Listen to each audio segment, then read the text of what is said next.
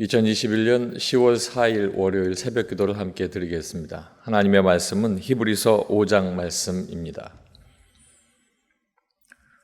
대제사장마다 사람 가운데서 택한 자이므로 하나님께 속한 일에 사람을 위하여 예물과 속죄하는 제사를 드리게 하나니 그가 무식하고 미혹된 자를 능히 용납할 수 있는 것은 자기도 연약에 휩싸여 있음이라. 그러므로 백성을 위하여 속죄제를 드림과 같이 또한 자신을 위하여도 드리는 것이 마땅하니라. 이 존귀는 아무도 스스로 취하지 못하고 오직 아론과 같이 하나님의 부르심을 받은 자라야 할 것이니라. 또한 이와 같이 그리스도께서 대제사장이 되심도 스스로 영광을 취하심이 아니요 오직 말씀하시니가 그에게 이르시되 너는 내 아들이니 내가 오늘 너를 낳았다 하셨고, 또한 이와 같이 다른 데서 말씀하시되 내가 영원히 멜기세덱의 반차를 따르는 제사장이라 하셨으니 그는 육체에 계실 때에 자기를 죽음에서 능히 구원하실 이에게 심한 통곡과 눈물로 간구와 소원을 올렸고 그의 경건하심으로 말미암아 들으심을 얻었느니라. 그가 아들이시면서도 받으신 고난으로 순종함을 배워서 온전하게 되셨은즉 자기에게 순종하는 모든 자에게 영원한 구원의 근원이 되시고 하나님께 멜기세덱의 반차를 따른 제사장이라 칭하심을 받으셨느니라. 멜기세덱에 관하여는 우리가 할 말이 많으나 너희가 듣는 것이 두나무로 설명하기 어려우니라. 때가 오래되었으므로 너희가 마땅히 선생이 되었을 터인데 너희가 다시 하나님의 말씀의 초보에 대하여 누구에게서 가르침을 받아야 할 처지이니 단단한 음식은 못 먹고 젖이나 먹어야 할 자가 되어도다. 이는 젖을 먹는 자마다 어린 아이니 의의 말씀을 경험하지 못한 자요 단단한 음식은 장성한 자의 것이니 그들은 지각을 사용함으로 연단을 받아 선악을 분별하는 자들이니라. 아멘. 히브리서 5장 말씀을 통해서 대제사장 되시는 예수 그리스도라는 제목으로 말씀을 전하겠습니다. 오늘 본문 말씀에는 대제사장 직분을 이루신 예수 그리스도를 우리에게 알게 하고 계시고 또한 우리의 바른 신앙의 모습이 무엇인가 하는 것을 권면하고 있습니다. 먼저 첫 번째로 대제사장은 하나님께서 세우셨습니다. 1절부터 3절까지의 말씀을 보겠습니다. 대제사장마다 사람 가운데서 택한 자이므로 하나님께 속한 일에 사람을 위하여 예물과 속죄하는 제사를 드리게 하나니 그가 무식하고 미혹된 자를 능히 용납할 수 있는 것은 자기도 연약에 휩싸여 있음이라. 그러므로 백성을 위하여 속죄제를 드림과 같이 또한 자신을 위하여도 드리는 것이 마땅하니라. 아멘. 대제사장은 하나님께서 정하신 그 규례, 그 약속에 따라서 예물을 드리고 하나님 앞에 속죄의 제사를 드리는 그런 일을 감당했던 사람들입니다. 특별히 구약시대에 그 역할이 굉장히 컸던 사람들입니다. 그럼에도 불구하고 그 사람들은 하늘에서 내려온 것이 아니라 우리와 똑같은 연약한 사람 가운데 하나님께서 택한 사람들이었습니다. 대제사장은 하나님의 일을 감당하면서 그 하나님의 뜻에 따라 부름을 받았기 때문에 임의로 자신의 뜻 가운데 자신의 뜻대로 행동할 수 없었습니다. 모든 것을 하나님께서 명령하신 대로 순종해야 하는 사람, 그 사람이 바로 하나님께서 택하신 대제사장이었습니다.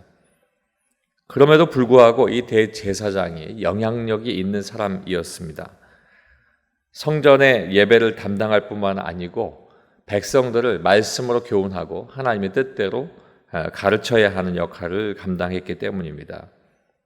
그렇기 때문에 대제사장은 가르침을 주는 사람이어서 자신 또한 하나님 앞에 바르게 서야 했고 하나님의 뜻 가운데에 하나님의 뜻대로 살아야 했습니다.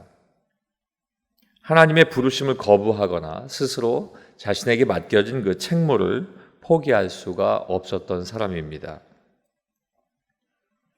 하나님께서는 일찍이 인간이 지은 죄에 대한 값을 철저하게 요구하셨습니다.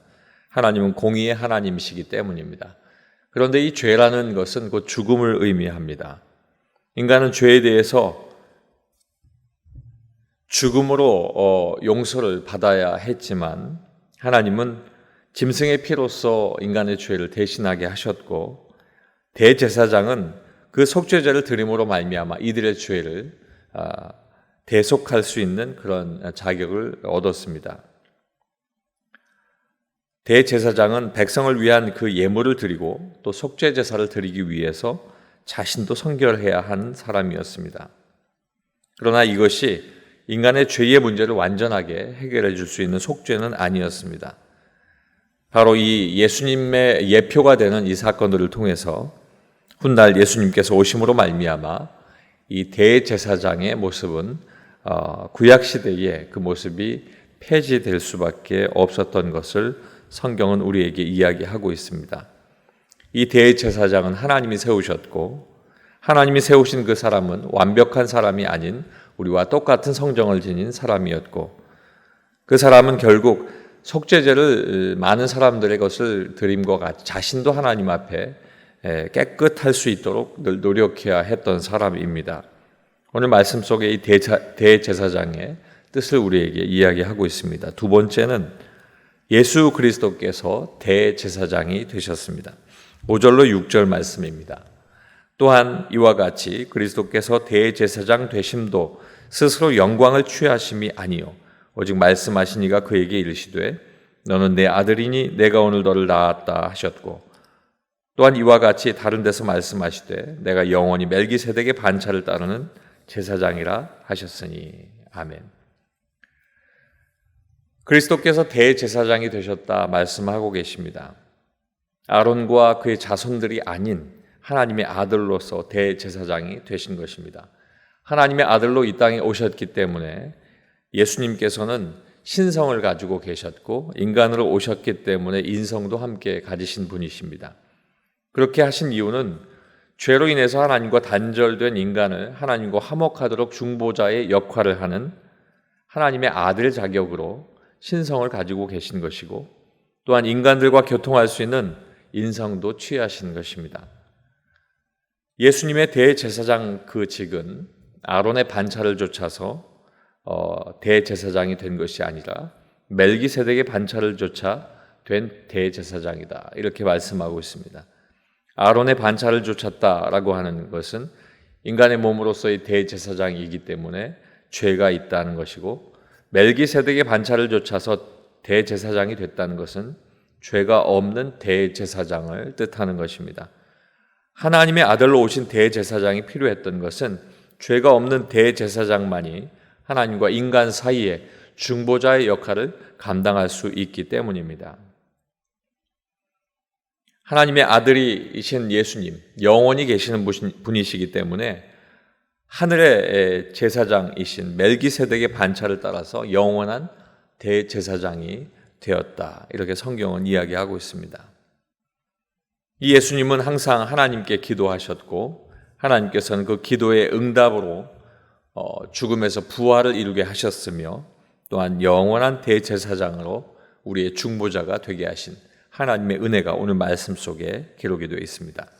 마지막 세 번째는 예수 그리스도의 삶을 본받아야 됩니다. 12절 말씀에 보면 때가 오래되었으므로 너희가 마땅히 선생이 되었을 터인데 너희가 다시 하나님의 말씀의 초보에 대하여 누구에게서 가르침을 받아야 할 처지이니 단단한 음식은 못 먹고 젖이나 먹어야 할 자가 되었도다. 아멘. 우리가 잘 아는 것처럼 예수님께서는 겟세마네 동산에서 기도하셨을 때에 하나님께서 원하시는 일은 받아들일 것을 고백한 모습을 알고 있습니다. 아버지의 뜻에 순종하셨다는 말씀입니다. 스스로 감당해야 될 고통의 무게가 어떠한 것인가 하는 것은 예수님께서도 잘 알고 계셨고, 또 아버지의 뜻이었기 때문에 순종하심으로 그 순종의 모습이 우리에게 모본이 되신 예수님이십니다. 구약의 대제사장 가운데 구원을 이룬 완성한 사람은 아무도 없습니다.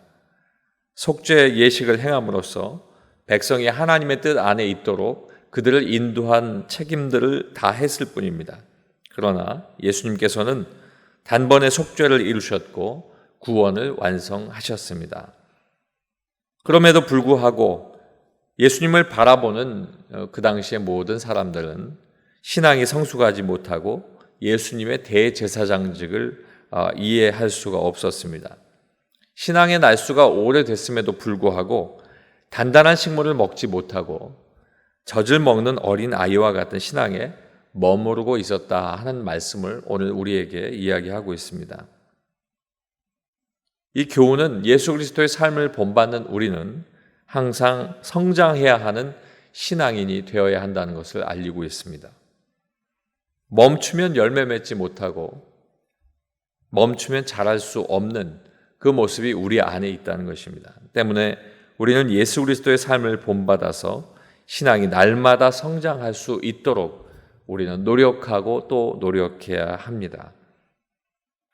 오늘 대제사장이신 예수 그리스도의 모습을 우리에게 알려주시면서 대제사장, 이전의 모든 구약시대의 대제사장은 하나님께서 세우셨고 예수 그리스도께서 대제사장이 되심을 신약 말씀을 통해서 우리에게 이야기하시면서 너희도 예수 그리스도의 삶을 본받아 신앙이 자라야 한다 이렇게 이야기하고 계십니다.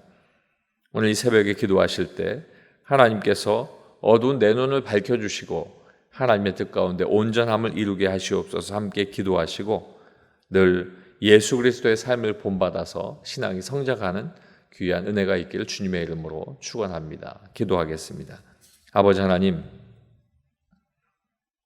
모든 백성들의 죄를 대속하기 위해서 대제사장을 세우시고 그럼에도 그 대제사장은 우리와 같은 성정을 가진 사람으로서 하나님 앞에 그 또한 늘 용납받을 수 있는, 허락받을 수 있는 거룩함 속에 있어야 함을 알게 됩니다.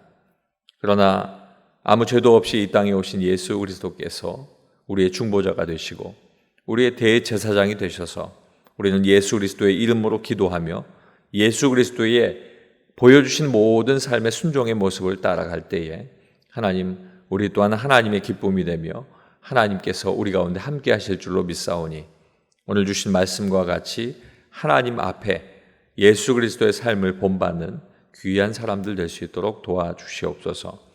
아버지 하나님, 우리나라 대한민국을 기억하여 주시고 하나님 앞에 바로 서게 도와주시며 예수 믿는 모든 사람들이 하나님 앞에 믿음의 성장을 이루고 좌로도 우로도 치우침 없이 하나님 앞에 온전히 설 수 있도록 인도하시며 또한 이 땅에 세워주신 우리 은혜 강성교회가 아버지 하나님의 은혜 가운데에 맡기신 직무와 책임을 잘 감당하여 칭찬받는 교회 될 수 있도록 인도하여 주시옵소서.